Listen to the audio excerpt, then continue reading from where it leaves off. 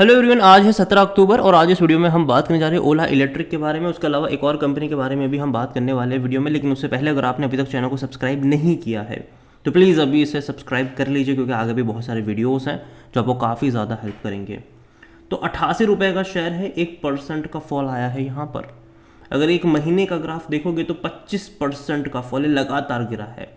और ऐसा नहीं कि तेज़ी नहीं दिखाई, बीच बीच में ये अटेम्प्ट करता है एक आध दिन की तेज़ी दिखाने को, फिर गिरता है, फिर कोशिश करता है, फिर गिरता है। ये तो लगातार ये गिरावट की तरफ जाता हुआ नज़र आ रहा है। और जहाँ तक एक साल की अगर हम बात करें तो एक साल का डेटा हालांकि अवेलेबल नहीं, क्योंकि इसके लिए जो लिस्टिंग है वो हाल फिलहाल की ही है। लेकिन इसका लिस्टिंग गेन काफ़ी अच्छा था।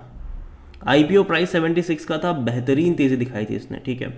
उसके बाद अगर आप देख रहे हो तो लगातार गिरा है ये, क्योंकि जो तेज़ी इसने दिखाई थी वो सिंगल डे की तेज़ी नहीं थी। यहाँ पर एक्चुअली जब इवेंट हुआ था, हालांकि एक चीज़ ये भी है कि यहाँ पर 20% के अपसाइड पर ये ओपन हुआ था, जबकि होना नहीं चाहिए था। रीज़न ये है कि इसका उतना अच्छा सब्सक्राइब मिला नहीं था, उतना अच्छा सब्सक्राइब ये हुआ नहीं था।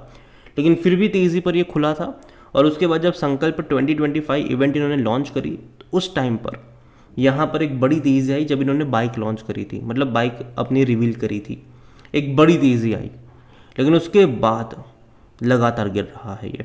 कई सारे फैक्टर्स यहाँ पर उसके लिए जिम्मेदार है। शुरुआती दौर में प्रॉफिट टेकिंग आप यहाँ पर कह सकते हो, क्योंकि जब कंपैरिजन इसका किया गया बाकी बड़े बड़े दिग्गज के साथ तो वैसा भी कंपनी लॉस मेकिंग है और उसका मार्केट कैप उसके आसपास जा रहा था। तो गिरावट स्टार्टिंग में देखने को मिली। उसके बाद रिपोर्ट्स भी आना शुरू हुई कि इनका जो मार्केट कैप है वो लगा, इनका जो मार्केट शेयर है वो कम हो रहा है, सेलिंग कम हो रही है। गिरता गया, गिरता गया, गिरता गया, गिरता गया। सोशल मीडिया पे अलग से बवाल यहाँ पर मच गया। यहाँ पर इनकी अलग अलग सर्विस, इनकी आफ्टर डिलीवरी सर्विसेज को लेकर कई सारा बवाल मचता नजर आया। सरकार ने भी इनको नोटिस भेजा है यहाँ पर। तो अभी हालात ऐसे हैं कि ये लगातार गिर रहा है, कहीं पर भी संभल नहीं रहा है, कहीं पर भी नहीं। और आज अगर हम इसके वॉल्यूम्स देखें तो 70 लाख के आसपास के शेयर यहाँ पर ट्रेड होते नजर आए हैं। और जहाँ तक देखा जाए तो 155 रुपये से भी ऊपर शेयर चला गया था। इसका मार्केट कैप अभी 38,000 करोड़ के आसपास देखने को मिल रहा है। कंपनी के बारे में अगर हम बात करें तो कंपनी देखिए, according to Moneycontrol user 99% लोग कह रहे हैं खरीदारी करो, ठीक है। 1% लोग ही है जो कह रहे हैं कि बेचो और भाग जाओ यहाँ से। कंपनी को लेकर अगर आप यहाँ पर नज़र करोगे तो देखो इनके नंबर्स जो हैं वो डेफिनेटली काफ़ी अच्छे थे। अगर मैं क्वार्टरली तरफ जाऊँ तो नंबर्स इनके काफ़ी अच्छे थे, हालांकि नंबर सही नहीं है, हम आगे बात करेंगे उसके बारे में। तो नंबर इनके काफ़ी अच्छे आए हैं, स्पेसिफिकली इनके रेवेन्यू और प्रॉफिट वाइज के नंबर काफ़ी अच्छे हैं। उसके अलावा अगर आप देखोगे तो ओला इलेक्ट्रिक अगर आप देखो तो हाल फिलहाल की जो लेटेस्ट अपडेट है वो ये है कि इन्होंने पार्टनर किया है EY इंडिया के साथ, जो इनकी पोस्ट सेल इश्यूज़ आ रहे हैं, जो इनके सर्विसेज को लेकर जो इश्यूज़ आ रहे हैं उसको रिजॉल्व करने के लिए। और ये रिपोर्ट्स कह रही है, ठीक है। और देखिए ओला इलेक्ट्रिक जो कि leading electric vehicles manufacture company है, उन्होंने भैया EV इंडिया को यहाँ पर अपने मतलब उनके साथ पार्टनर किया है, जिससे वो जो भी सेल्स इशू यहाँ पर आ रहे हैं, आफ्टर सेल्स इशू जो भी यहाँ पर आ रहे हैं उसको टैकल कर सके। ये इकोनॉमिक्स टाइम्स की रिपोर्ट है। The collaboration is a part of service transformation project aim at addressing the customer complaints, managing spare parts and improving overall after sales support according to the report. तो ये simple सी बात है, यहाँ पर दिक्कत यहाँ पर यही हो रही है कि वैसे अगर ओला की गाड़ी चल रही तब तक चल रही है, ठीक है। जिस दिन वो सर्विसिंग के लिए गई तो भैया समझ लो 2-3 महीना सर्विस सेंटर पर पड़ी रहती है और उसके बाद भी कुछ नहीं होता, उसके बाद भी जो इश्यू है वो रिजॉल्व नहीं होते। तो ये प्रॉब्लम्स ओला को लेकर आ रही है और वो डेफिनेटली अभी के टाइम पर काफ़ी लोगों का सरदर्द बनी हुई है, काफ़ी लोगों का। कंपनी को लेकर अगर आप देखोगे तो 44% डाउन है अपने रिकॉर्ड हाई लेवल से। अब यहाँ पर काफ़ी लोग सोचोगे क्या करें क्या करें क्या करें, तो उसको लेकर कुछ एनालिस्ट की अपडेट भी है। यहाँ पर अगर आप देखोगे तो हाई रिस्क टेकिंग इन्वेस्टर जो है वो कंसिडर कर सकते हैं टू टेक द पोजीशन। वो ये मार्केट एक्सपर्ट का कहना है। जो सपोर्ट काउंटर है वो यहाँ पर 80 से 85 की रेंज के आसपास देखने को मिल रहा है। अगेन ये उनका मानना है, मेरा नहीं। यहाँ पर अगर आप देखोगे तो एक और है यहाँ पर वेल्थ मिल्स सिक्योरिटीज़ के जो डायरेक्टर है ऑफ इक्विटी स्ट्रेटजीज, उनका कहना है कि at present Ola Electric is coming to its listing price, ठीक है।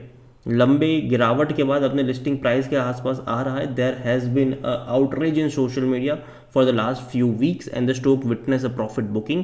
Investor with a high risk appetite and long term view can buy the stocks at the current price range. उनका यहाँ पर disclaimer है कि जिनका हाई रिस्क लेने का एपेटाइट है, रिस्की कंपनी है, ठीक है, और जिनका आउटलुक यहाँ पर लॉन्ग टर्म का, लॉन्ग टर्म के लिए बने रह सकते हैं, वही यहाँ पर खरीदारी करिए, उनका कहना है। इसके अलावा एक और है रेलिगेयर ब्रोकिंग के, उनका कहना है कि investor can consider buying Ola electric around 85 rupees level and upside target जो है वो 95 रुपीज़ का होगा। Keep a strict stop loss 80 रुपये का। ये रवि सिंह जो कि रेलिगेयर ब्रोकिंग के है, उनका यहाँ पर ये कहना है। एक और है आनंद राठी रिसर्च से, उनके कहना है कि 86 रुपीज़ का एक सपोर्ट लेवल नज़र आता है और रजिस्टेंस जो है वो 90 रुपये के आसपास लेवल का नज़र आता है।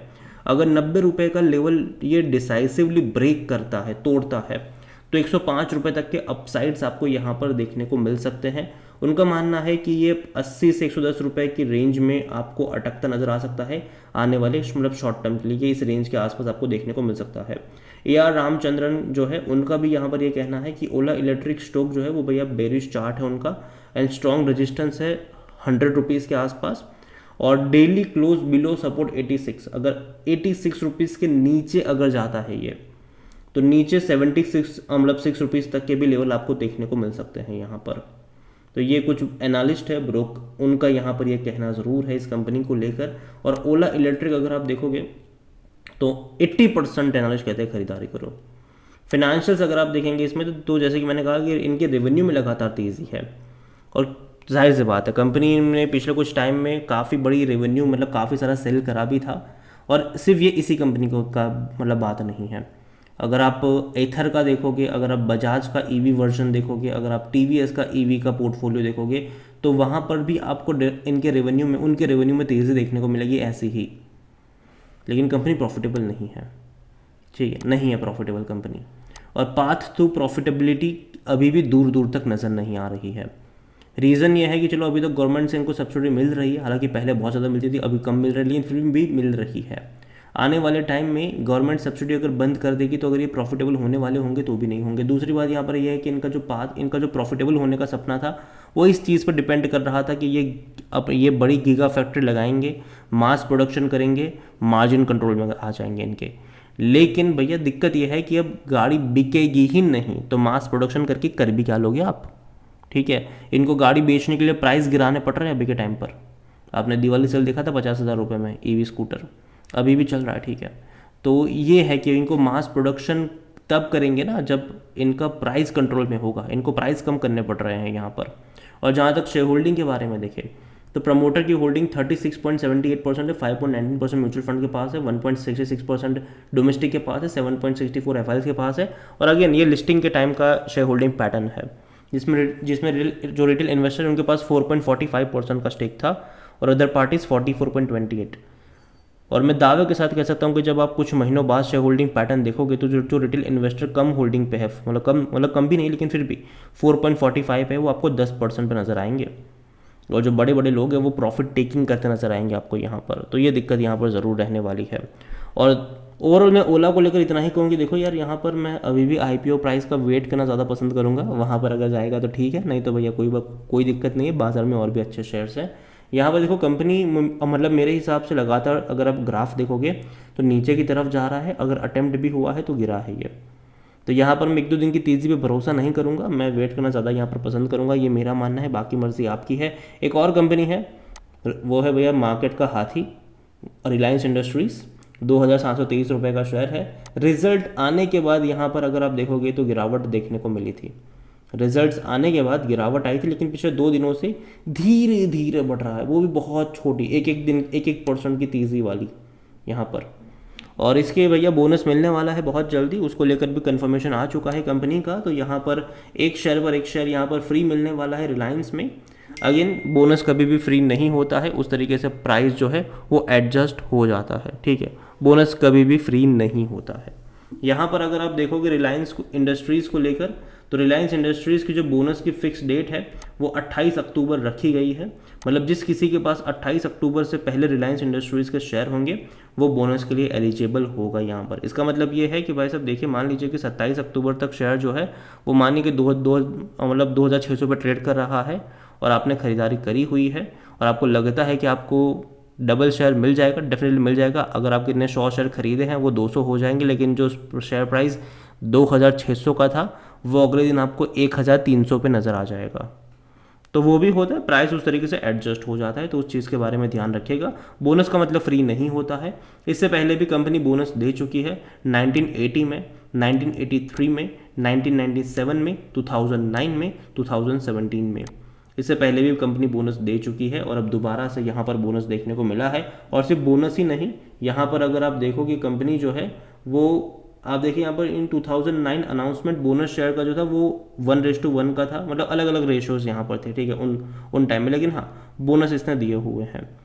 तो नज़र रखिए इस कंपनी के ऊपर, है तो होल्ड करो, कोई दिक्कत नहीं है। लॉन्ग टर्म का बड़ा हाथ ही है, कोई दिक्कत मुझे यहाँ पर लगती नहीं है। डीमर्जर भी फ्यूचर में पॉसिबल है, जिनमें रिलायंस मतलब जो रिटेल है वो अलग हो सकता है, या फिर जियो यहाँ पर अलग हो सकता है।